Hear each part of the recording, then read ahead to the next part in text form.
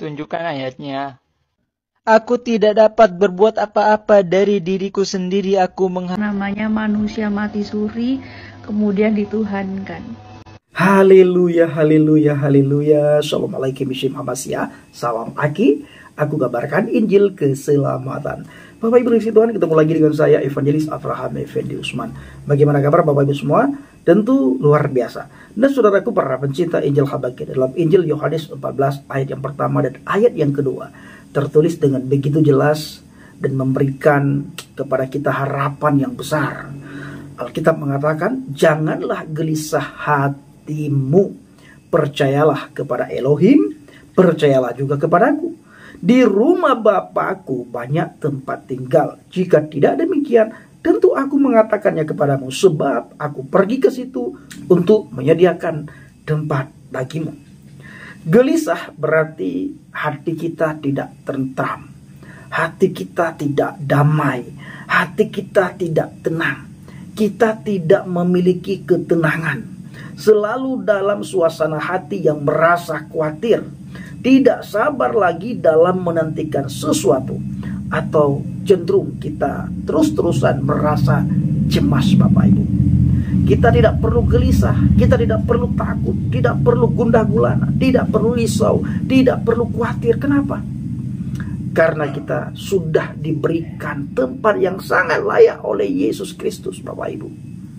Dia berbeda dengan nabi-nabi yang lain.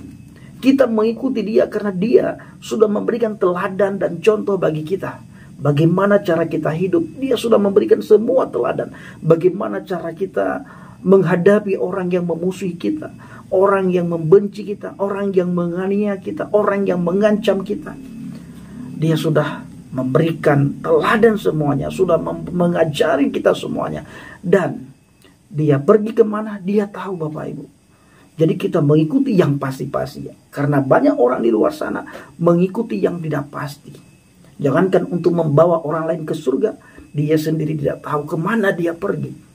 Entah dia pergi ke sana atau dia pergi ke sono.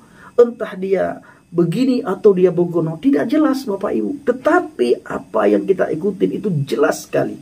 Siapa yang kita ikutin itu sangat jelas. Kemana dia pergi, dia tahu. Tetapi ada orang-orang tertentu, ada pribadi-pribadi tertentu, dia tidak tahu kemana dia pergi. Dia sendiri tidak tahu kemana dia pergi. Bagaimana orang yang mengikuti dia Bapak Ibu? Sudah jelas-jelas sama-sama seperti kata Alkitab, orang buta menuntun orang buta saudaraku. Jadi Yesus katakan kepada kita semuanya, aku pergi ke situ untuk menyediakan tempat bagimu. Dia pergi untuk menyediakan tempat bagi kita Bapak Ibu. Yesus rindu supaya di mana dia berada, kita pun berada. Ini yang dirindukan oleh Adonai Yesus Hamasya. Maka dia berani berkata dalam Injil Yohanes 14 ayat yang ke-6. Dia adalah jalan, dia adalah kebenaran, dia adalah kehidupan.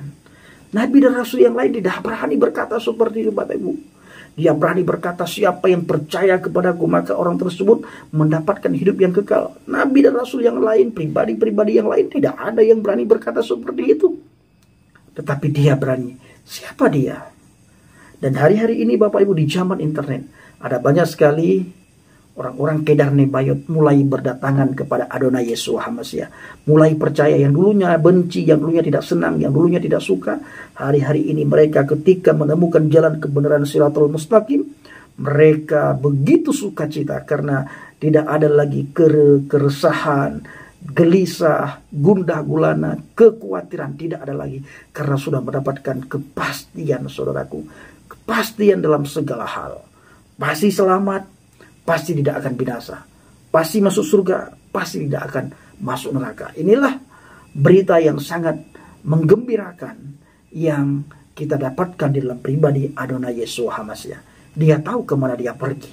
Ada pribadi yang tidak tahu kemana dia pergi. Lebih-lebih lagi pengikutnya saudaraku. Ya, maka ketika kita bertanya, yakinkah Anda masuk surga? Tidak ada yang yakin. Kenapa? Karena tidak ada yang bisa memberikan jaminan kepastian keselamatan kepada orang tersebut. Tapi kita yang sudah mengikut Yesus, kita yakin dengan mantap kita berkata, aku masuk surga. Kenapa? Yesus sudah memberikan kepastian keselamatan kepada kita saudaraku. Jangan lepaskan dia. Alkitab mengatakan di akhir zaman Ya, yang terdahulu menjadi terkemudian, dan yang keterkemudian menjadi terdahulu. Ini tergenapi, saudara, yang terdahulu menjadi terkemudian. Yang dulunya orang-orang tidak kenal Yesus, hari-hari ini mereka mulai mengenal, mengikuti, bahkan menjadi evangelis, menjadi penginjil. Kebalikan daripada itu, orang yang dulunya Kristen, pada akhir hidupnya, akhir hayatnya, orang itu meninggalkan kekristenan. Kenapa, saudara? Ada apa? Karena masa hidupnya tidak berada di dalam Kristus Tuhan. Tidak berada dalam firman Tuhan. Tidak berada di dalam kehidupan yang sudah Tuhan tunjukkan melalui firman-Nya, saudaraku. Maka dari itu saya akan kembali membacakan satu firman Tuhan. Janganlah gelisah hatimu, percayalah kepada Elohim, percayalah juga kepadaku. Di rumah Bapakku banyak tempat tinggal. Jika tidak demikian, tentu aku mengatakannya kepadamu, sebab aku pergi ke situ untuk menyediakan tempat bagimu. Dia pergi ke sana untuk menyediakan tempat bagi kita, saudaraku. Ini janjinya, Alkitab mencatat janjinya adalah iya dan amin. Nah, oleh karena itu, saudaraku yang dikasihi Tuhan, para pencinta Injil Habaget, setiap orang Kristen yang masa hidupnya benar-benar berada di dalam Tuhan, maka orang Kristen itu tidak ada kekhawatiran, gelisah, dan gundah gulana. Semuanya boleh merasakan damai, sukacita, sejahtera, tentram, tenang, Bapak Ibu. Karena kepastian keselamatan, hidup yang kekal didapatkan di dalam pribadi Adonai Yesus Tuhan. Saudaraku yang dikasihi Tuhan, saya ingin mengajak Bapak Ibu semuanya untuk melihat sebuah cuplikan video yang sangat luar biasa. Bagaimana cuplikan videonya? Mari kita saksikan sama-sama. Dan sebelumnya kepada tetangga kita, kiri kanan, depan, belakang, supaya menempatkan hati dan pikiran mereka di tempat yang netral. Jangan belum apa-apa sudah menghina, mencemooh, mencaci maki, mengolok-olok. Dengar dulu, lihat, perhatikan, baru setelah itu di komen di kolom komentar. Ya, mari kita saksikan sama-sama cuplikan video berikut ini. Tunjukkan ayatnya. Aku tidak dapat berbuat apa-apa dari diriku sendiri. Namanya manusia mati suri, kemudian dituhankan. Perempuan muda bagaikan wanita Korea ini secara implisit menyampaikan dalam narasinya bahwa Yesus Kristus mati suri sehingga tidak layak menjadi Tuhan. Lalu bagaimana kita menjawab tuduhan bahwa Yesus Kristus mati suri? Perlu Anda ketahui bahwa gagasan Yesus Kristus mati suri atau tidak benar-benar mati telah berlangsung selama ribuan tahun yang bermula pada abad ke-7. Bahkan dari hal tersebut dinyatakan bahwa Yesus Kristus melarikan diri ke India. Namun tentu saja hal tersebut tidak memiliki landasan sejarah yang akurat. Kematian Yesus Kristus yang disebabkan oleh penyalipan merupakan kematian yang bisa divalidasi oleh ilmu pengetahuan, di mana kematian Yesus Kristus terjadi secara perlahan yang disebabkan oleh afiksiasi. Di mana saat-saat menjelang kematian Yesus Kristus, ia berseru, "Ya Bapa, ke dalam tanganmu kuserahkan nyawaku," sebelum pada akhirnya ia mati karena berhentinya detak jantung. Yesus Kristus benar-benar mati, bukan mati suri, dikonfirmasi oleh para serdadu Romawi. Di mana serdadu Romawi datang untuk meyakinkan dan menegaskan bahwa Yesus Kristus telah benar-benar mati dengan menusukkan tombak ke lambung kanannya. Di mana tombak itu menembus paru-paru kanan Yesus Kristus dan juga jantungnya. Di mana hal tersebut menyebabkan keluarnya cairan dan juga membran di sekitar jantung dan paru-paru. Tentu saja peristiwa dan fakta tersebut dikonfirmasi oleh saksi mata yakni Yohanes yang dituangkan di dalam Injilnya yang terdapat pada Yohanes 19 ayat 34. Jadi jika seseorang mengajukan gagasan atau argumentasi bahwa Yesus Kristus tidak benar-benar mati atau hanya mati suri, saya bisa menyatakan bahwa hal tersebut benar-benar salah dan hanya hayalan tanpa dasar. Di mana Yesus Kristus tidak mungkin bertahan dari salib. Karena salib merupakan bentuk kekejian yang begitu keji. Hal inilah yang membuat orang-orang Roma membebaskan diri dari hukuman tersebut. Namun pengecualian bagi kasus pengkhianatan besar. Jadi penafsiran yang menyatakan bahwa Yesus Kristus mati suri dan tidak benar-benar mati tentunya bertentangan dengan ilmu pengetahuan modern. Lagi pula, matinya Yesus Kristus merupakan kematian yang telah dinubuatkan oleh Nabi Yesaya. Oleh karena itu, mengenai nubuatan tentang Sang Mesias itu harus mengalami kematian, maka firman Allah harus digenapi, yakni Kristus benar-benar mati.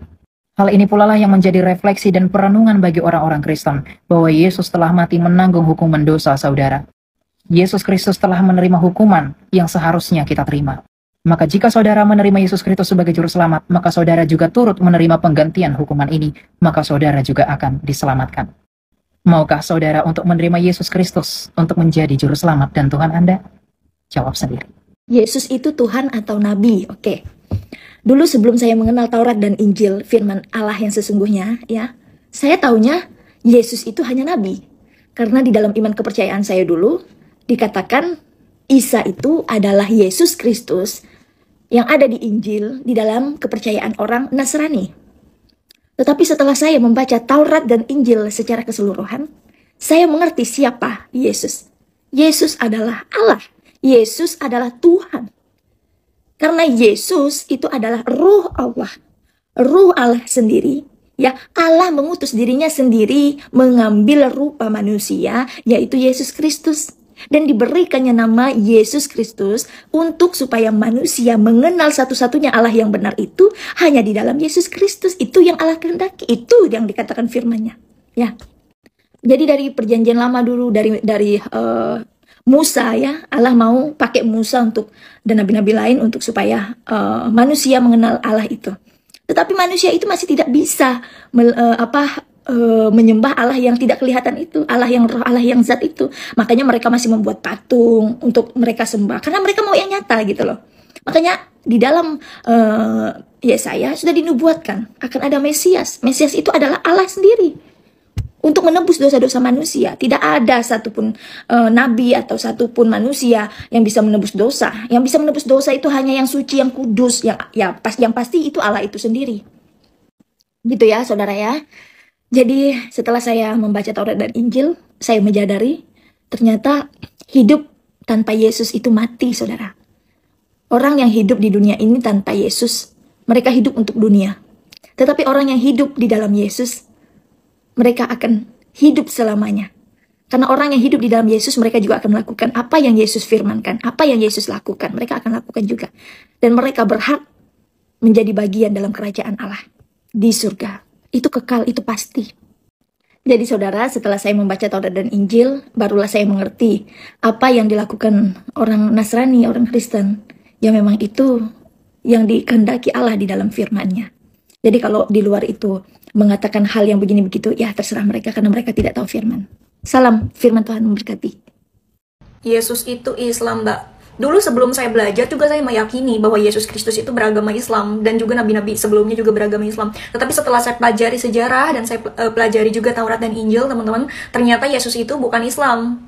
Ya, bahkan Islam ada abad ke-6 atau 7 gitu ya. Dan Yesus itu ada di dalam dunia ini, teman-teman, berkisar 4 atau 6 sebelum Masehi. Dan Kristen juga berkembang pada abad pertama. Jadi kalau kita pakai logika ya, kayaknya nggak mungkin gitu kalau Yesus itu Islam, teman-teman. Dan ingat ya, Yesus itu datang ke dunia tidak membawa agama, tetapi Yesus itu datang ke dunia membawa kabar keselamatan, bahwa Tuhan Allah kita telah menebus kita, teman-teman. Ya, dan barang siapa yang percaya kepadanya tidak binasa, melainkan beroleh hidup yang kekal. Itulah inti Injil adalah salib Kristus. Ya, inti Injil adalah salib Kristus, artinya adalah kabar baik, teman-teman. Haleluya. Jadi Yesus datang ke dunia tidak bawa agama. Tuhan itu datang ke dunia tidak bawa agama. Saya tekankan sekali lagi.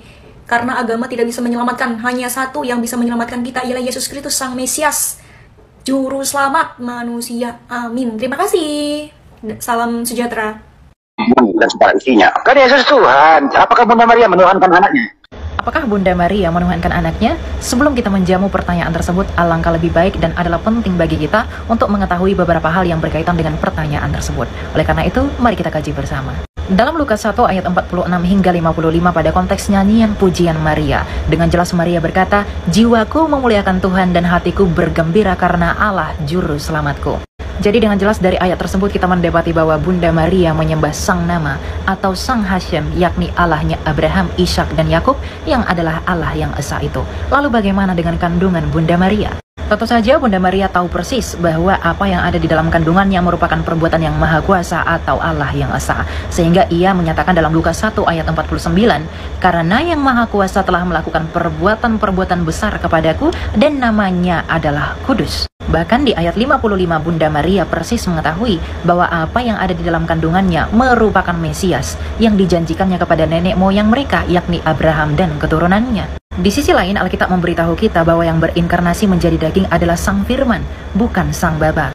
Artinya adalah ketika Sang Firman yang berhakikat Allah itu menjadi daging dan dikandung di dalam kandungan Bunda Maria, bukan berarti kerajaan sorga mengalami kekosongan, karena yang berinkarnasi bukanlah Sang Bapa, melainkan Sang Firman yang ia utus sendiri dan keluar dari dirinya. Dan tentu saja Bunda Maria mengetahui bahwa Sang Firman yang berinkarnasi menjadi daging melalui kandungannya itu berhakikat Allah. Sehingga ketika Yesus Kristus lahir di dunia ini, Bunda Maria pun menyembah Yesus. Hal ini dapat kita lihat pada peristiwa kebangkitan Yesus dalam Matius 28 ayat 9, di mana Maria Magdalena dan Maria yang lain menyembah Yesus. Sehingga kita memperoleh pengertian ketika Maria Magdalena dan Maria yang lain menyembah Yesus yang bangkit itu, karena mereka mengetahui bahwa Yesus itu adalah Tuhan dan Allah. Jadi kesimpulan dari penjabaran ini adalah Bunda Maria menyembah Yesus karena Bunda Maria tentu tahu persis bahwa apa yang ada dalam kandungannya adalah perbuatan yang maha kuasa, yakni Sang Firman yang menjadi daging. Di mana ketika Bunda Maria menyembah Sang Firman atau Yesus Kristus, ia juga menyembah Sang Bapa, karena Sang Firman itu adalah ide, kecerdasan dan logikanya Sang Bapa yang adalah Allah yang esa itu. Dan sebagai catatan tambahan, tentu saja Bunda Maria tidak menuhankan darah dan daging Yesus Kristus, melainkan ia menuhankan hakikat keilahian dari Yesus Kristus yang pada mulanya adalah Sang Firman-Nya Sang Bapa Allah yang esa itu. Dan perlu diketahui bahwa yang dilahirkan Bunda Maria bukanlah hakikat keilahian atau ketuhanan Yesus Kristus, melainkan darah dan daging yang merupakan wujud inkarnasi dari Sang Firman itu. Hal ini yang sekaligus menjadi dasar iman kekristenan yang benar, bahwa kekristenan tidak pernah menuhankan manusia, namun kami menuhankan Ia Sang Firman yang adalah Allah itu, yang kemudian menjadi daging yang dikenal dengan Yesus Kristus. Tuhan memberkati Anda dan selamat hari Minggu. Shalom, saudara bertanya, firman Allah yang menjawab. Saudara ini bertanya, Allah dan Yesus mana yang lebih berkuasa? Sebelum jauh membahas hal ini, saya mau tekankan, yang berkuasa, yang maha kuasa hanyalah Allah. Karena hanya Allah yang berkuasa, saya sebagai manusia tidak dapat menyelami pikiran dan tidak dapat mengerti apa yang menjadi kehendaknya secara sempurna. Kalau saya mengerti kehendaknya secara sempurna, tentu ia bukan Allah yang maha kuasa, ya. Saya hanya menyatakan apa yang ia kehendaki, apa yang ia firmankan di dalam kitab suci yang tercatat di dalam Taurat dan Injil. Di dalam kitab suci, silsilah kelahiran Yesus tercatat di dalam Lukas 1 ayat 35, di mana di situ dinyatakan bahwa Yesus Kristus berasal dari Roh Kudus. Roh Kudus adalah Allah itu sendiri. Jadi Yesus adalah Allah yang sama yang Anda pertanyakan kuasanya, ya. Yesus memiliki dua natur. Pertama natur keilahian dan yang kedua natur kemanusiaan. Dari natur kemanusiaan, ya, Yesus dapat lapar, dapat haus, dapat sedih. Hanya saja ia tidak berdosa. Bukan hanya tidak berdosa, tetapi tidak dapat berbuat dosa, ya. Karena apa? Karena natur keilahiannya tadi berasal dari Roh Kudus yang adalah Allah itu sendiri. Allah tidak dapat berbuat dosa, saudaraku, karena Dia suci, Dia kudus. Jadi Yesus adalah manusia sejati, Allah sejati. Makanya Dia tidak kawin, Dia tidak mempunyai nafsu-nafsu duniawi, ya. Jadi saudara, Allah mengkehendaki supaya manusia itu percaya bahwa di dalam pribadi Yesus adalah Allah itu sendiri. Allah mengkehendaki supaya manusia mengenal Dia di dalam pribadi Yesus. Karena Allah yang mengkehendaki supaya manusia percaya bahwa Yesus adalah Allah, manusia harus mengikuti teladan Yesus. Dan Yesus yang adalah natur kemanusiaannya ini harus juga menjadi teladan. Teladan dalam berdoa, teladan dalam melakukan kekudusan, ya. Jadi bukan kehendak kami untuk mengakui bahwa Yesus adalah Allah, saudaraku, tetapi Allah itu sendiri yang menyatakannya, ya. Makanya di dalam Yohanes 8 ayat 24, dengarkan baik-baik, Yesus berkata demikian. Karena tadi aku berkata kepadamu bahwa kamu akan mati di dalam dosamu. Sebab jika engkau tidak percaya bahwa akulah Dia, engkau akan mati di dalam dosamu. Dia dalam hal ini adalah Allah. Yesus berkata, engkau akan mati di dalam dosamu. Sebab jikalau engkau tidak percaya bahwa aku, Yesus, adalah Dia Allah, engkau akan mati di dalam dosamu. Mengerikan, saudara. Kalau saudara tidak percaya bahwa Yesus adalah Allah itu, saudara selama-lamanya akan mati di dalam dosanya. Itu yang firman Allah katakan, itu yang Yesus katakan, ya. Bukan saya yang katakan itu, bukan kami yang mau menghendaki itu, ya. Selanjutnya kita akan lanjutkan di video yang selanjutnya. Tuhan memberkati. Dalam sejarah peradaban manusia, tidak ada sosok yang paling menarik di alam semesta ini selain persona Yesus Kristus dalam Alkitab. Tak terkecuali, semua orang dari semua kalangan membicarakan dan membahasnya. Mulai dari kalangan bawah sampai kalangan atas, dari yang berpendidikan rendah hingga ilmuwan, dari kaum sekuler sampai agamawan, dimanapun membicarakan dan membahas, meneliti persona Yesus ini. Ya dan amin, bahwa Yesus adalah sosok yang paling luar biasa, yang paling fenomenal, dan yang paling unggul yang pernah ada. Beberapa kali Dia secara langsung dan tidak langsung mengatakan bahwa Dia adalah Tuhan. Dia adalah Allah yang menjadi manusia. Sejak kelahirannya, Dia disembah oleh orang-orang pintar dari timur. Dia disembah oleh murid-muridnya. Di dalam Matius 14 ayat 33 berkata, dan orang-orang yang ada di perahu menyembah Dia. Katanya, sesungguhnya engkau adalah anak Allah. Dia tidak melarang murid-muridnya memanggil Dia Tuhan. Dalam Yohanes 20 ayat 28, Thomas menjawab dia, "Ya Tuhanku dan Allahku." Suatu ketika dia berkata bahwa ia adalah anak Allah. Dia berkata, "Akulah dia. Aku adalah guru dan Tuhan, yaitu Tuhan dari segala Tuhan." Dia menyamakan dirinya dengan Allah. Dia dan Bapa adalah satu. Dia adalah perwujudan Bapa. Dia adalah jalan, kebenaran, dan hayat, yaitu hakiki dari hidup yang membuat sesuatu itu hidup, yang siapa lagi kalau bukan Tuhan. Alam takluk kepadanya. Dia menghentikan angin ribut, dia berjalan di atas air, dia menyembuhkan orang buta sejak lahir, dia membangkitkan orang mati, dan dia sendiri bangkit dari kematian. Semua ini tidak pernah dan tidak ada di dalam diri seorang manapun yang pernah ada sejak dunia ini ada. Yohanes 1 ayat 1 mengatakan ia adalah permulaan segala sesuatu. Dia adalah firman dan Allah itu sendiri. Bahkan di dalam dia segala sesuatu dalam alam semesta ini diciptakan. Jika mengatakan Yesus hanya seorang nabi itu bukan hanya tidak cocok, tetapi tentu itu lelucon yang paling konyol, sangat bertolak belakang dan sama sekali tidak sesuai, sangat-sangat jauh dari fakta Yesus dalam Alkitab. Dalam hubungannya dengan Allah, dia bukan sangat dekat lagi, melainkan dia satu dengan Allah. Sehingga ia menyamakan sikap seseorang terhadap dirinya sama dengan sikap orang itu terhadap Allah. Mengenal dia sama dengan mengenal Allah, melihat dia sama dengan melihat Allah, percaya kepada dia sama dengan percaya kepada Allah, menerima dia sama dengan menerima Allah, membenci dia sama dengan membenci Allah, menghormati dia sama dengan menghormati Allah. Wow, persona ini sangat-sangat luar biasa. Bagaimana tidak? Sampai sejarah atau masa dari peradaban manusia pun, Yesus, Allah yang menjadi manusia ini, kelahirannya menjadi sentral atau pusatnya, yaitu tahun before Christ, sebelum Masehi, dan Anno Domini atau tahun Masehi. Masehi berasal dari kata Hamasyiak, yaitu Kristus. Alkitab Perjanjian Lama menubuatkan Yesus yang akan datang sebagai manusia, dan sentral bahkan isi dari Alkitab itu adalah Kristus. Sekarang apa yang kurang dari dia? Tidak ada.